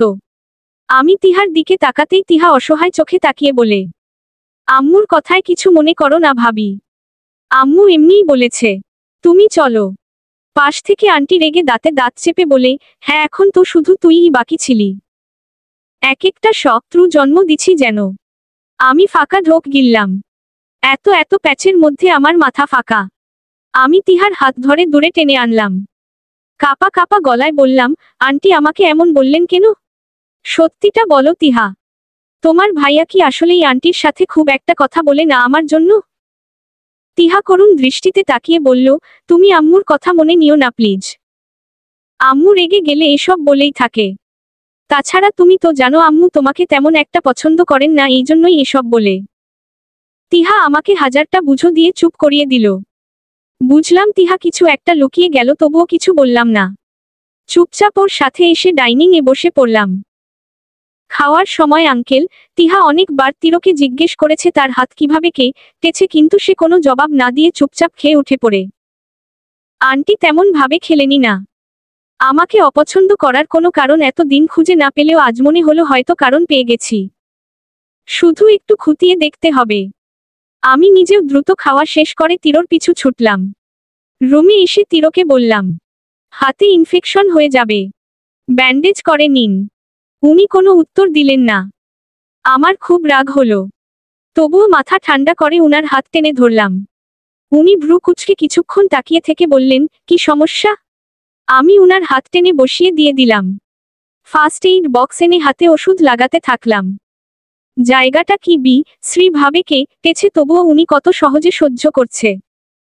হাতে ব্যান্ডেজ করতে করতে আর চোখে তাকিয়ে বললাম, আপনি আন্টির সাথে ঠিকমতো কথা বলেন না কেন? উনি চমকে তাকিয়ে চোখ ছোট ছোট করে তাকালেন। এরপর আমার থেকে হাত ছাড়িয়ে নিয়ে কাবাডের দিকে যেতে যেতে বলল, কে বলেছে ঠিকমতো কথা বলি না? অযথা কথা না বলে রেডি হও, ভার্সিটি আছে। আমি বাঁকা হেসে এগিয়ে আসলাম। বোরকা নিতে নিতে বললাম, অযথা কথা নাকি সত্য কথা তা আমিও জানি আর আপনিও জানেন। অবশ্য আপনার থেকে এর বেশি আর কি আশা করা যায়? যে ছেলেটা একটা মেয়ের দুর্বলতার সুযোগ নিয়ে তাকে মেরে ফেলতে পারে, সে আবার নিজের মায়ের সাথে কি কথা বলবে? এসব মানুষের থেকে এমনিও দূরে থাকা উচিত। বাড়িতে তো তিহা আছে, কবে না কবে দেখা যাবে ওর সাথেও। কথা শেষ না করতেই তীব্র দ্রুত গতিতে ছুটে আসলো। রাগে আমার মুখ চেপে ধরে আরেক হাতে হাত মুছড়ে ধরে। উনার হঠাৎ আক্রমণে ভয় পেয়ে গেলেও নিজেকে সামলে নিলাম। তীব্র আগুন চোখে তাকিয়ে চেঁচিয়ে বললেন, আর একটা উল্টা পাল্টা কথা বললে তোমার জিভ টেনেছি রে ফেলবো। আমার বোনকে নিয়ে তোমার এই মানসিকতা? আমাকে যা বলো চুপচাপ মেনে নিই বলে এই না, আমার বোনকে নিয়ে বললেও চুপ করে শুনে যাব। আমি উনার থেকে ছুটার চেষ্টা করতে করতেই অস্পষ্ট স্বরে বললাম, নিজের বোনকে কিছু বললে আপনার এত গায়ে লাগে? আর যখন অন্যের বোনের সাথে এত অন্য একটা কাজ করেছেন তখন? তীব্র ছুঁড়ে ফেললেন আমাকে। হঠাৎ ধাক্কায় তাল সামলাতে না পেরে দেয়ালের সাথে ধাক্কা খেলাম। ব্যথা পেয়ে ফ্লোরে বসে পড়তেই উনি তাচ্ছিল্য ভরা কণ্ঠে বললেন, সত্যটা যেদিন জানতে পারবে সেদিন নিজেকে নিজেই ক্ষমা করতে পারবে না প্রাণ। আমার কাছে আসার জন্য, এক পলক দেখার জন্য মরিয়া হয়ে যাবে, কিন্তু তখন অনেকটা দেরি হয়ে যাবে। তুমি প্রতিনিয়ত ওড়বে আর নিজেকে না করবে সেদিনটা খুব কাছে। সবকিছুর জবাব তুমি সেদিন পাবে। সবকিছুর জন্য নিজেকে প্রস্তুত রাখো। বাড়িতে বেশ জমজমাট অবস্থা। তিরুর নানুবাড়ির লোকজন আসবে আজ। আন্টি তো খুবই খুশি। ওই দিনের পর থেকে সবই স্বাভাবিক, শুধু আমার আর তিরোর সম্পর্কের জটিলতা দিন দিন বেড়ে গেছে। উনার কথাগুলো আজও ভীষণভাবে আমার মনে ঘুরপাক খায়। আমি বুঝতেই পারি না কেন। বারবার মনে হয় আচ্ছা আমি কি কোনোভাবে ভুল? কিন্তু সেদিন তো জিনিয়াকে নিজ চোখেই দেখেছি। তত্তুর আগে কি মানুষ মিথ্যা বলতে পারে? দুপাক্ষিক চিন্তায় আমার অবস্থা করুন। মাথা চেপে বসে রইলাম রুমে। খট করে দরজা খোলার শব্দে সেদিকে তাকাতেই তিরোকে নজরে পড়ল। তীব্র গম্ভীর মুখে নিজের মতো কিছু একটা খুঁজতে শুরু করে। আমি আগ বাড়িয়ে কিছু বললাম না। যেভাবে ছিলাম ঠিক সেভাবেই রইলাম। তীব্র একটা ফাইল নিয়ে যাওয়ার সময় গম্ভীর কণ্ঠে বললেন, নিচে যাও। আম্মু যখন তখন চেঁচামেচি শুরু করবে। বাড়িতে নানুবাড়ির সবাই আসবে, এসব অশান্তি যেন না হয়। উনি চলে গেলেন। আমি কোনোরকমে উঠে দাঁড়িয়ে শাড়ি ঠিক করে নিলাম। কাল রাত থেকেই শরীরটা ভালো লাগছে না, শরীর খুবই দুর্বল লাগছে। তারপরও নিজেকে সামলে নিচে নামলাম। তীব্র ততক্ষণে বাড়ি থেকে বের হয়ে গেছে। আন্টি খুশি মনে কাজ করছেন। একবার এখানে ছুটছে তো আরেকবার ওখানে। তিহা সোফায় বসে শুধু একবার এদিক আরেকবার ওদিক তাকাচ্ছে। আমি ওর পাশে বসতেই আমার দিকে গোল গোল চোখে তাকিয়ে বলল, ভাবি আম্মু ঘুরছে নাকি পৃথিবী ঘুরছে গো? নাকি আমার মাথা ঘুরছে? ওর কথার ধরন শুনে ফিক করে হেসে দিলাম। চিপস খাচ্ছিল, সেখান থেকে একটা চিপস মুখে পড়তেই আন্টি করা গলায় তিহার উদ্দেশ্যে বললেন, তিহা তোর ভাবিকে বল সে যেন মেহমানের সামনে একটু ভালো মতো থাকে। আর পারলে যেন এসে কাজে হাত লাগায়। কারণ তোর নানু কিন্তু এসেই বলবে, নতুন বউয়ের হাতের রান্না খাবো। তিহা আমার দিকে তাকালো। আমি হাসার চেষ্টা করে উঠে গেলাম। কিচেনের দিকে যেতে যেতে বললাম, আন্টি আজকে না হয় আমার সাথেও একটু কথা বলে নিয়েন। তিহার নানু তো এটাও দেখবে তার মেয়ের সাথে নাতবউয়ের সম্পর্ক কেমন। কি বলো তিহা? তিহার সাথে হ্যাঁ হ্যাঁ বলে উঠল। আন্টি কঠোর দৃষ্টিতে তাকিয়ে আমার কাছে এসে কি কি করতে হবে, কতটা কি দিতে হবে সবটা বুঝিয়ে দিলেন। আমি তার কথা মতো রান্না শুরু করলাম। রান্না শেষ হতে হতে দুপুর 2টা বাজে। একেই শরীর খারাপ, তার উপর রান্নার প্যারায় মাথা ঘুরিয়ে আসলো। পেট গুলিয়ে আসে। নিজেকে সামলে কোনোমতে রুমে আসলাম। কাবাড থেকে শাড়ি নিয়ে ওয়াশরুমে শাওয়ারের জন্য ঢুকলাম। চোখে মুখে পানি দিয়ে আগে নিজেকে হালকা করে একেবারে শাওয়ার নিয়ে বের হতেই রুমে কারো উপস্থিতি টের পেলাম। বিছানার ওপর একটা মেয়েকে বসে থাকতে দেখে বেশ অবাক হলাম। কে উনি? আমি টাওয়েল দিয়ে চুলগুলো আটকে নিলাম। মেয়েটা আমার পা থেকে মাথা পর্যন্ত পর্যবেক্ষণ করে বললেন, তীব্র ভাইয়া কোথায়? উনি তো এখনো আসেননি। আপনাকে তো চিনলাম না। উনি আমার প্রশ্নের উত্তর দেবার প্রয়োজন মনে করলেন না। কেমন দৃষ্টিতে যেন তাকিয়ে রুম থেকে বের হয়ে গেলেন। উনার এমন ব্যবহারের মানে বুঝে উঠলাম না। চুপচাপ চুল মুছে নিয়ে মাথায় কাপড় দিয়ে নিচে নামলাম। নিচে শোরগোল বেঁধে গেছে। নিচে এত মানুষ দেখে বেশ অবাক হলাম। তিরুর নানুবাড়িতে এত লোক নাকি? গুনে গুনে দেখলাম প্রায় 10 জন। সিঁড়ির ওপর আমাকে ভ্যাবলার মতো তাকিয়ে থাকতে দেখে তিহা দৌড়ে আসে। এসে হাত টেনে ধরে বলে, ভাবি জলদি আসো। এখানে দাঁড়িয়ে কি করো? আমি কিছু বলার আগেই তিহা থেমে যায়। আমি জিজ্ঞাসু দৃষ্টিতে তাকাতেই তিহা কাছে এগিয়ে এসে কপালে গালে হাত ছুঁয়ে বলে, তোমার শরীর এমন গরম কেন ভাবি? জ্বর আসছে? আমি থতমত খেয়ে বললাম, জানি না। শরীর ভালো লাগছে না এমনিতেই। তিহা কিছু বলতে যাবে তার আগেই একজন গম্ভীর মহিলা স্বরে ভেসে আসে। সেদিকে তাকাতেই তিহা বিড়বিড় করে বলে, ওটা নানু। আমি শাড়ির আঁচল ভালোভাবে টেনে নিলাম। নানু বললেন, নাত বউ ওখানে দাঁড়িয়ে আছো কেন? নিচে আসো। আমি আর তিহা নিচে আসলাম। নানু আমার মুখ দেখে বললেন, মাশাল্লাহ বউ তো খুবই সুন্দর। এরপর একজনকে ইশারায় কিছু বলতেই তিনি ছুট লাগালেন। নানুই আমাকে সবার সাথে পরিচয় করিয়ে দিলেন। তিরোর এক মামা, মামি, 5 জন কাজিন, 3 জন মেয়ে। এর মধ্যে বড় নীলুফা আপু। তানহা আমার বয়সী আর মিলি তিহার বয়সী। 2 জন ছেলে, একজন মুন্না আরেকজন বিপ্লব। দুজনই আমার ছোট। ও হ্যাঁ, মজার বিষয় হলো ওরা দুজনই টুইন। ওরা ছোট মামার ছেলে। ছোট মামা আর ছোট মামি আসে নাই। নীলুফা আপুর হাজবেন্ড আসে নাই, তবে তার একটা পিচ্ছি মেয়ে আছে। বয়স প্রায় 3 বছর। সবাই টুকটাক কথা বললেও তানহা আর মামা মামি আমার সাথে তেমন কথা বললেন না। তানহা মেয়েটাই তখন আমার রুমে গেছিল। নীলুফা আপু হাতে গয়নার বাক্স নিয়ে এসে নানুকে দিলেন। নানু হেসে তা আমার দিকে এগিয়ে দিয়ে বললেন, নাতির বিয়েতে আসতে পারিনি কেউ, তাই তোমার নানু আর নানা ভাইয়ের তরফ থেকে আমাদের উপহার। আর ওরা তোমাকে পরে দিয়ে দিবে। আমি গয়নার বাক্সর দিকে একবার তাকিয়ে আরেকবার তাকালাম আন্টির দিকে। আন্টি ইশারায় নিতে বললেন। আমি নিয়ে নিলাম। এরপর টুকটাক কথা বলতেই তীব্র আঙ্কেল আর তাদের সাথে বয়স্ক একজন লোক বাড়িতে ঢুকলেন। বুঝলাম এটা তিরোর নানা ভাই। আন্টি কাছে এসে বললেন সালাম করতে। আমি শাড়ির আঁচল টেনে সালাম দিলাম। সবাই তাকায় আমার দিকে। মামি চোখ মুখ কুঁচকে বললেন, পায়ে হাত দিয়ে সালাম করতে হয় জানো না? উনার কথা শুনে যেন হ্যাংমি রে গেলাম। তবুও কিছু না বলে মাথা নিচু করতেই গম্ভীর গলায় সালাম নিলেন নানা ভাই। এরপর মামির উদ্দেশ্যে বললেন, আল্লাহ ছাড়া কারোর কাছে মাথা নত বা পায়ে হাত দিয়া সালাম করা যায় না। তাই নাতো বউ যা করছে ঠিক করছে। মামি মাথা নত করে নিলেন। আর চোখে তিরোর দিকে তাকিয়ে দেখলাম সে গম্ভীর দৃষ্টিতে তাকিয়ে আছে আমার দিকে। আমি সবসময় উনাকে এভাবে দেখেই অভ্যস্ত।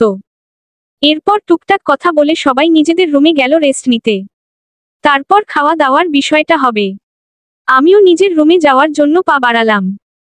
পেছনে একবার তাকিয়ে দেখলাম তানহা আর তীব্র দাঁড়িয়ে আছে লিভিং রুমে। তিহা সিঁড়ির কাছ পর্যন্ত এসে আবার ঘুরে গেল তিরোর কাছে। আমি চুপচাপ রুমে এসে বিছানায় গা এলিয়ে দিলাম। তার বেশ কিছুক্ষণ পর আসলো তীব্র।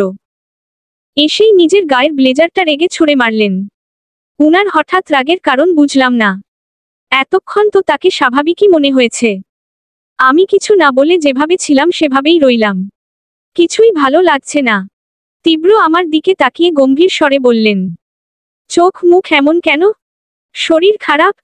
আমি পিটপিট করে তার দিকে তাকালাম। আসলেও শরীরটা খুবই খারাপ লাগছে, কিন্তু আমি তো উনাকে বলিনি। তাহলে বুঝলো কিভাবে? ওভাবেই বসে থেকে বললাম, কই না তো। তীব্র আর কিছু না বলে ওয়াশরুমে চলে গেলেন। খানিক বাদেই তিহা হাজির। নিচে ডাকছে আন্টি। তিহার সাথে নিচে এসে সবাইকে খাবার দিলাম। রাতে খাওয়া দাওয়া শেষে সবাই আড্ডা দিতে বসেছি। আমরা ছোটরা সবাই একসাথে।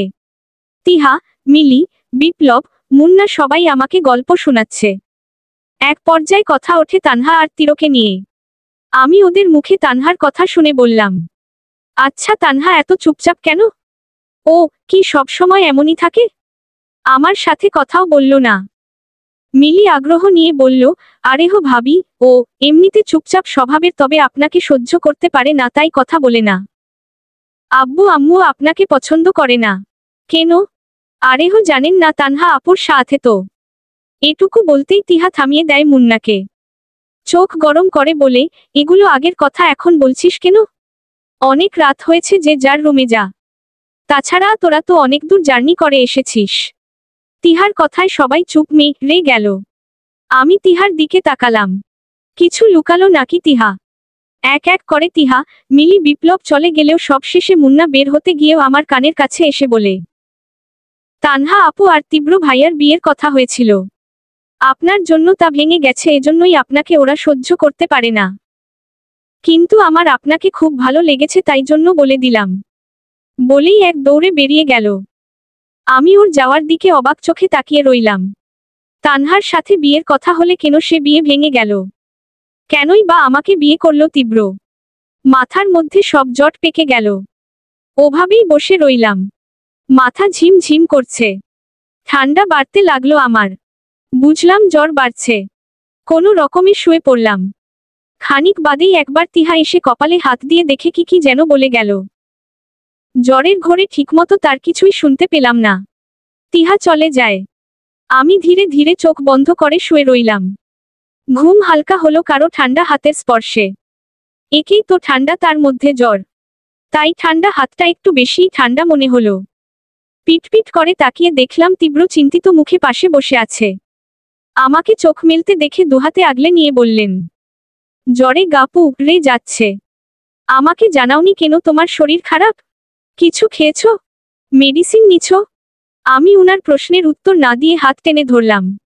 ঠোঁট উল্টে বললাম, আপনি ওই তানহাকে বিয়ে করবেন বলে আমাকে ছেড়ে দিবেন তাই না? পচা আপনি। কথা নাই আপনার সাথে।